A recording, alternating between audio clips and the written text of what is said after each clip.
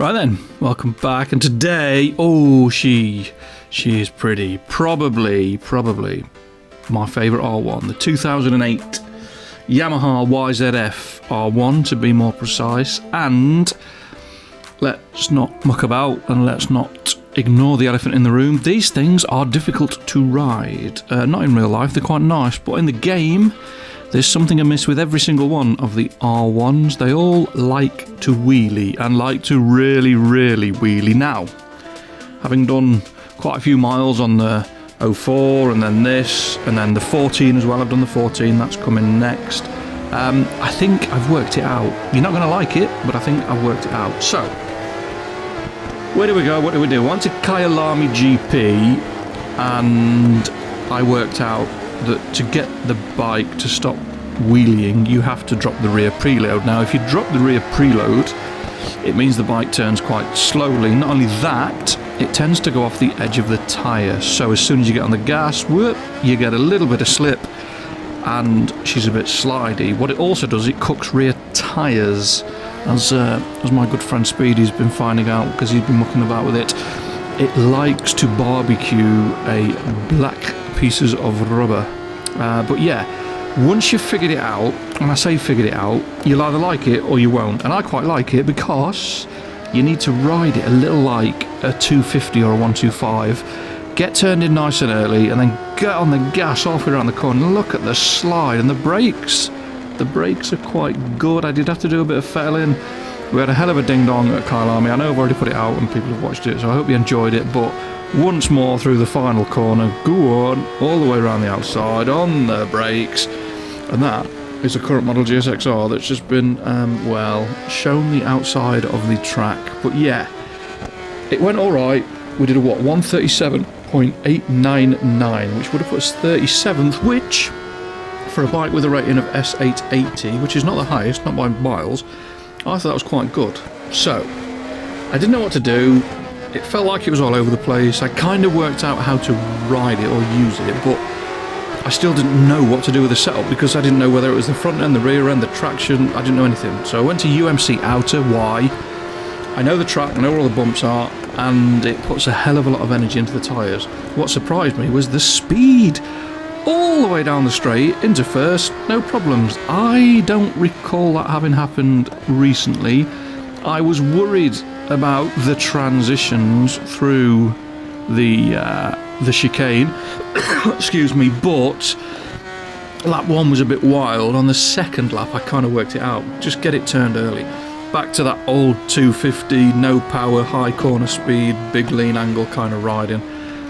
And it was actually alright. I didn't make any changes. It felt good. Yes, it's putting a lot of energy through the rear, and we did a 143.9, which would have put us 47th, which, on this track, this is to say this bike does not have a lot of power, and we'll come to that when we get to Imola. I was quite surprised. So it's doing something right, and that's what I mean by you'll either like it or you won't. You'll either click, and you'll be able to ride it and set good times and win races, or you won't. If you like a point and squirt, bike, it's probably not for you. It just doesn't have the turn rate, and it doesn't have the grip to fire you out the corner. You've got to run big, wide, fast, sweeping lines and keep your corner speed up, and you can't get on the gas when you're right on the edge of the tyre. You've got to stand it up just a little bit. If you do that, it's fantastic, which, when we came to Suzuka, made me a little bit more confident, and confidence equals mistakes, and mistakes equals crashes, and crashes equal carnage, but we like to learn quickly, and what we did is, well, if I'm not going up the inside, I'll go around the outside, and yeah, we mugged him. But anyway, what I kind of realised in my mind, apart from this bottom chicane, which was horrendous, was called the Casio Triangle.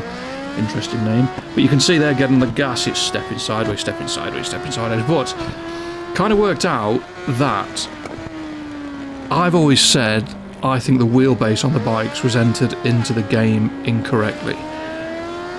I still think there's something wrong, but I don't think it's necessarily the wheelbase.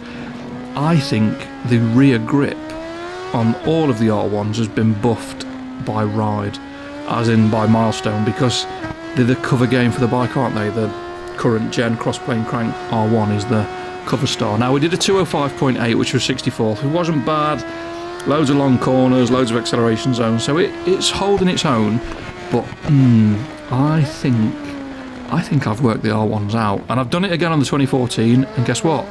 That's all right as well. What they're lacking is a little bit of go, but we'll come on to that. So because the tyres were overheating, I added one click to spring hardness, front and rear, just to absorb a little bit more heat. Went to Donington, and the funny farm have arrived again, and we're going off the start and smashing at things. Speaking of starts, the anti-wheelie, level 2 for the start. Get out of the way, jeez, he nearly got a motorbike somewhere where you really don't want one. Level 2 off the starts for the anti-wheelie, then I was knocking it down to 1, just so I could see what the bike was doing, rather than letting the electronics keep the front end down and not really feel what the setup was doing. In the end, I left it on level 1.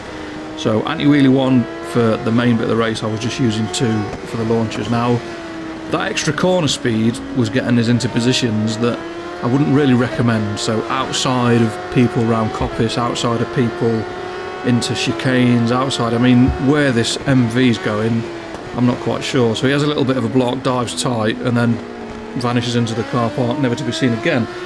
But yeah, I like it. I'll say it again, and I'll say it again and again and again, apart from running wide there, we get on the gas and get a big slide out of Goddard's.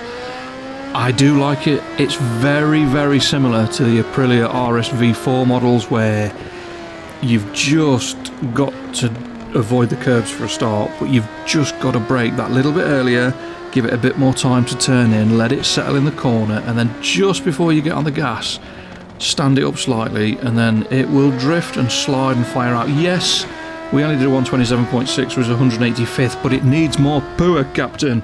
It hasn't got to go. The 2014 one's the same. So, just to punish myself, look at the state of this as well. 2 new wrists, please, and probably some new testicles. I thought we'd go to Imola, to the Imola GP circuit. So we've done away with the bottom chicane. We don't like the bottom chicane. The Variante Bassa circuit's not great. I much prefer the flat out run, so you can destroy the front tyre and the brakes into the Tamburello corners. But yeah, I thought we'll go somewhere it's bumpy, because I've kind of gone on smooth tracks and I feel like I'm cheating a little bit. But it wasn't the greatest. I'm not going to sit here and say it was the fastest on it. It wasn't, but it was fun. Oh my giddy aunt, was it fun. We had a right ding-dong, an absolute ding-dong, with the lead rider, the Italian.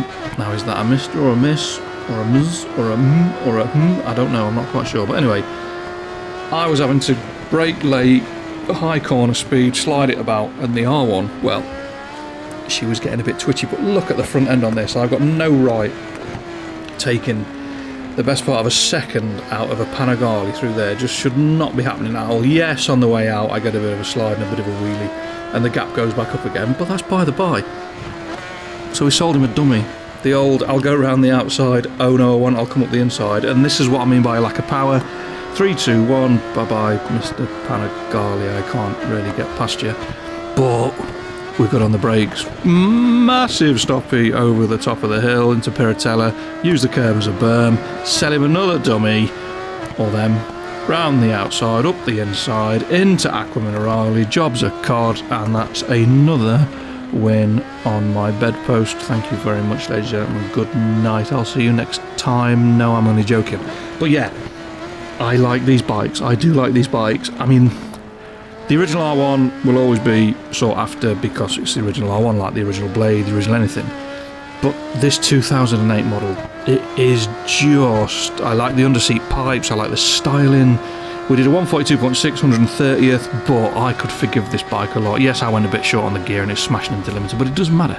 It doesn't matter. It's fun. It slides about. It's fun. So, the most important question of the day is, will it boogie? Well, loads of rear grip, rear biased as well in the way that it deploys its grip, equals potential problems on wet tracks on rain tyres. So we went anyway, Canto South in the wet. Now, there was a little bit of unnecessary interaction with other riders, and it was quite difficult to slide about, not to get it sliding, to maintain the slide, and the way that it snaps back into line. Now, compared to the 2014 R1, this is an absolute pleasure, but again, the front end, there's another example in a minute down into turn 9. What was that? That was someone flying off the bike, but into turn 9, turn 10 next time, or in a lap or so, there's an absolute belting example, but it's quite abrupt in the way that it finds grip, which is what's led to me to believe that the rear grip has been buffed on the bikes, because other bikes don't really do it, even stuff that has got a bit of a nasty short wheelbase. I mean, look at this, just absolutely unnecessary. That is a current generation R1 that's been absolutely smoked up the inside, a little bit of a slide. Yes, we ran wide to get a bit of penalty, but it doesn't really matter. So I'm going to give it a boogie rating of 7. Why? Because it's quite difficult to set up, but we did a 139.2 and it went 28th. And if I bring any bikes to Kanto Southwest in the future, I'm going to give them a boogie rating as well. But let me subtly draw your attention to the preload and spring hardness settings, because, ladies and gentlemen, boys and girls, table, chairs and drawers, what is that? That is a mess. Just an absolute mess. There's no other word for it. It's all over the shop. It does not like to turn quickly. So if you're someone who likes a point and squirt bike where you're on the brakes, you turn it, you stand it up really quick and get on the gas, you will not enjoy this. I guarantee you right now. If you prefer a bit more of a wider line where you're running... Oh, I do apologise. My laptop appears to be committing suicide. Oh well. Yes, if you're someone who likes to run wider lines and maintain corner speed with a bit more lean angle, then you will quite like this. You just have to do laps with it. So, pros, excuse me, great brakes and a great front end. It's just about fast enough if you can get your head around the handling. The noise, I mean, it sounds fantastic. I was going to say it sounds like distant artillery fire, but I didn't think that was an appropriate kind of synonym comparison to make, but you know what I mean. Cons, it's very hard to set up. It will not turn fast. If you turn the preload up, it will wheelie. If you turn the rear spring rate up anymore, it slides about all over the place and just does not grip into the tarmac. Wheelies can still be a problem. If you get on the gas over a lump or bumper curb, it's going to flip you off, and ultimately it does lack a bit of power. You saw that at Imola. But yeah, there you go. Have a go if you like the R1s and you can get your mind around the handling. Then there are some quick times in it. I haven't gone back to any leaderboards and mucked about with it. I've been too busy doing other stuff. I might do, but I've got loads of races to do with them anyway, so we'll see. But yeah, that's about it. So next time, what are we doing? Well, we're going to do the 2014 R1. That's the next endurance race, and we're at Road Atlanta Short, so it's rather bumpy, and it's quite a frustrating race. That is all I will say. And then we're going to do the setup for the road bike, and the road bike is a lot of fun. That's definitely getting a very high boogie rating, but we'll cross that bridge when we get to it. But thanks a lot. Thanks for watching, thanks for commenting, thanks for liking, thanks for subscribing, and fingers crossed I will see you next time. Take care, stay safe, peace.